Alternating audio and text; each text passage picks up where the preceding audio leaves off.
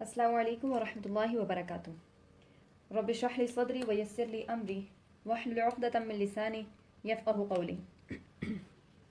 ہم طرف اللسان سے ادا ہونے والے حروف کے بارے میں پڑھ رہے تھے، جن میں سے ہم ان 9 حروف کے بارے میں پڑھ چکے ہیں جو زبان کی نوک سے ادا ہوں گے.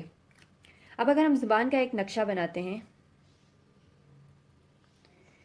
تو یہاں پہ ایک زبان کی یہ ٹپ ہے، زبان کی نوک ہے، اس کو ہم طرف اللسان بولتے ہیں.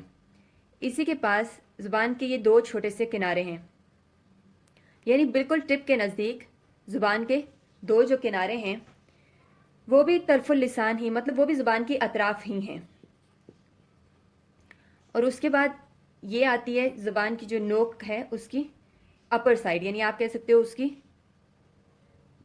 پشت. اپر سائڈ جو مطلب جو اس کی اوپر والی طرف ہے، اس سب کا تعلق جو ہے زبان کی یعنی طرف اللسان سے ہی ہے. اب ہم پڑھیں گے 3 مخارج، 3 ایسے حروف کے بارے میں جن کے مخرج کا تعلق ان کناروں سے اور اس پشت سے ہے. 3 حروف ہیں لام، نون اور را. اب ان تینوں کا مخرج بالکل ایک نہیں ہے بلکہ پاس پاس ہے. سب سے پہلے ہم ذکر کریں گے لام کے مخرج کو. جب زبان کا کنارہ، یعنی یہ زبان کی کروٹیں ہیں، یہ جو زبان کا سائڈ والا پورا حصہ ہوتا ہے اس کو ہم بولتے ہیں زبان کی کروٹ. زبان کی کروٹ کا جو حصہ ہوتا ہے نوک کے قریب اس کو بولا جاتا ہے زبان کا کنارہ. تو جب زبان کا جو کنارہ ہے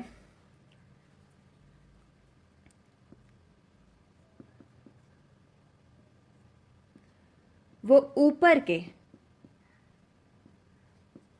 ایک داڑھ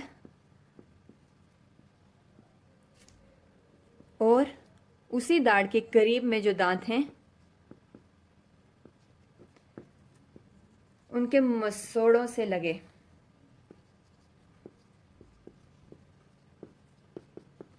زبان کا کنارہ جب اوپر کی داڑھ، یعنی داڑھ سے ہمیں معلوم ہو گیا کہ زبان کا کنارہ، داڑھ جو ہے وہ زبان کی اس سائڈ پہ ہوتی ہے، یعنی یہاں تک داڑھ ہوگی، اس کے بعد دانت شروع ہوتے ہیں.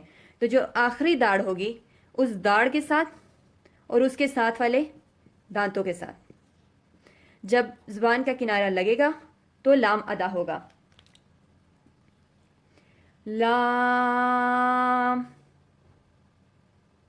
اب آپ دیکھیں گے کہ داڑھ اور دانتوں کے ساتھ آپ کی زبان کی ایک سائڈ لگ رہی ہے، یعنی جو آپ کی زبان کی پوری سائڈ ہے اس کا لاسٹ جو حصہ ہے، جو یہ اینڈ ہے نوک کے قریب والا حصہ، وہ داڑھ اور دانتوں کے مسوڑوں سے لگے گا. مسوڑے بولتے ہیں گمز کو، جو اس سے تھوڑا سا یعنی جڑ تک کا جو اوپر حصہ ہے اس کے ساتھ. لام لام.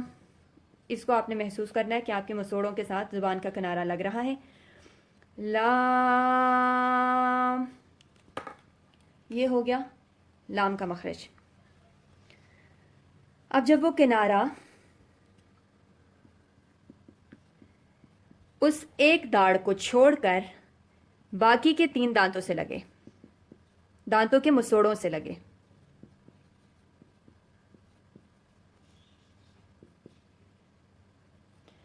تو نون ادا ہوگا.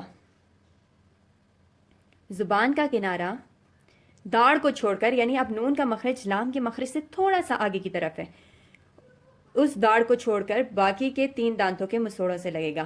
نون نون. اب آپ شروع میں اس کو محسوس کریں گے کہ آپ کی زبان کا جو کنارہ ہے وہ اب کسی داڑھ سے نہیں لگ رہا بلکہ اس سے آگے جو 3 دانت ہیں ان دانتوں سے لگ رہا ہے، ان دانتوں کے مسوڑوں سے لگ رہا ہے. یہ ہو گیا لام اور نون کا مخرج. اب جو را کا مخرج ہے وہ ان دونوں کے مخرج سے تھوڑا سا اور آگے کی طرف ہے. اس میں ہم زبان کے کنارے کے بجائے زبان کی پشت، زبان کی پشت یعنی بالکل ٹپ کے پاس والا حصہ، زبان کی پشت جب اوپر والے 3 دانتوں کے، اب یہ والے دانت جو تھے کیونکہ ان کا تعلق کناروں سے تھا تو یہ تھوڑا سائڈ کے دانت تھے، اب انہی دانتوں میں سے بالکل جو سامنے والے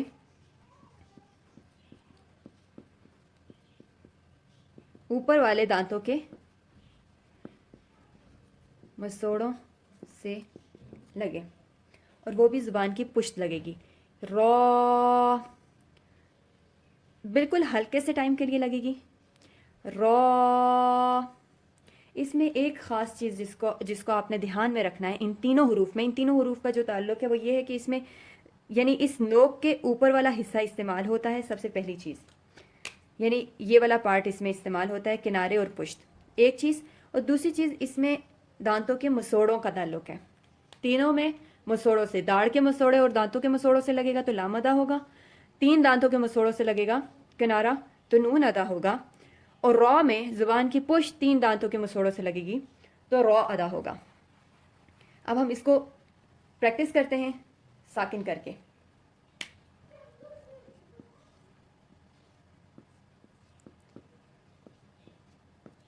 اب جہاں پر یہ رکے گا یعنی جہاں پر یہ حرف ادا ہوگا وہ اس کا مخرج ہوگا ال.